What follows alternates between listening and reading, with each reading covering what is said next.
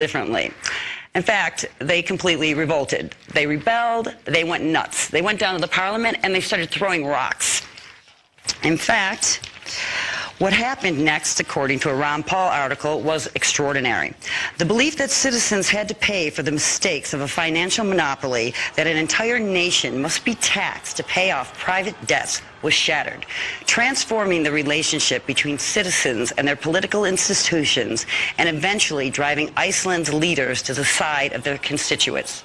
The head of state, Ólafur Ragnar Grimsson, refused to ratify the law that would have made Iceland citizens responsible for its bankers' debt and accepted calls for a referendum. Obviously, they're not drinking the fluoride over in Iceland, because then in March 2010, they passed a referendum with a 93% vote against repayment of the debt. The people just said no. Iceland chose the route of protecting its populace, the taxpayer, from absorbing more debt so that the global banking oligarchy could be made whole. With the support of a furious citizenry, the government launched civil and penal investigations into those responsible for the financial crisis.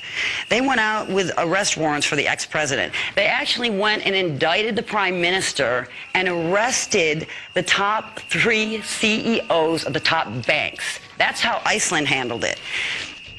So, this is what else they did.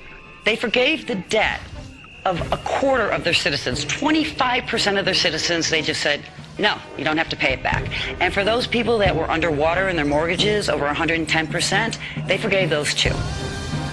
Now, they didn't take that very well, the bankers that control everything. They threatened them, they intimidated them, they said, when you go down, we're not going to give you any loans. But guess what? They didn't go down. In fact, they flourished. On top of it, they wrote a new constitution. This is what they did. The people of Iceland elected 25 citizens from among 522 adults not belonging to any political party, but recommended by at least 30 other citizens. This document was not the work of a handful of politicians, but was actually written on the internet.